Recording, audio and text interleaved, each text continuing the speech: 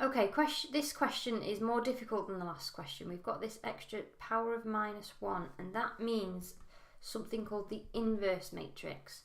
So for this, we need to find x times y and then find the inverse of that matrix. So we've got to have to learn how to find the inverse of a matrix as well. So in order to find the inverse of a matrix, so let's say we've got a matrix A that is 1, 3, 2, 5, for example. In order to find the inverse of that matrix, which we write as A minus 1, what we do is we take the numbers in the matrix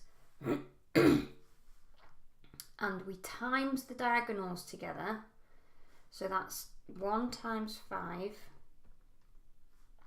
and we do the other diagonal as well, 3 times 2, and we subtract them. Okay, and we write that on the bottom of a fraction over 1. So in this case, the answer to that is -1 on the bottom. Now this number is known as the determinant, but you don't really need to worry about that. What we then do is we kind of do the same thing that we did here. So where we times them together, we now swap them over. So where we've got 1 here, that's now going to be the bottom right number, and the 5 is going to switch over. So that's what we do with these two numbers. With these numbers, they stay where they are, but they become the opposite sign. So because they're both positive, they'll become negative numbers. So that's 5 minus 3 minus 2, 1, times this number here. Now 1 divided by -1 is just -1. So I'm actually going to multiply that into each of these numbers. So that's just going to change all the signs. Sometimes if this number is an awkward number like a quarter, we might just leave that quarter outside. So we might, if the answer had been a quarter, we might just write this down and have that as a to the -1, the inverse. But in this case, because it's a -1, I've just multiplied it in. Okay, so that's how you find the inverse of a matrix.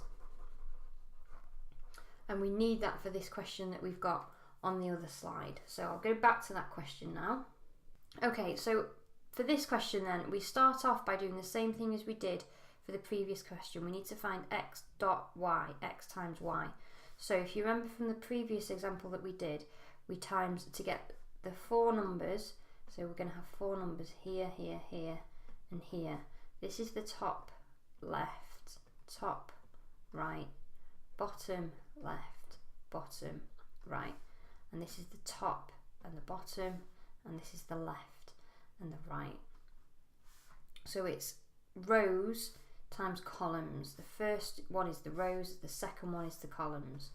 So we're going to have, for this one, to get the top left number, we're going to do the top row times the left column. So that's going to be 1 times 2, add, in this case, 0 times 0. We'll work out all these numbers in a minute. To get the top right, we're going to do top row with right column. So we're going to do 1 times 1 plus 0 times 1. For bottom left, we're going to do bottom row with left column. So 1 times 2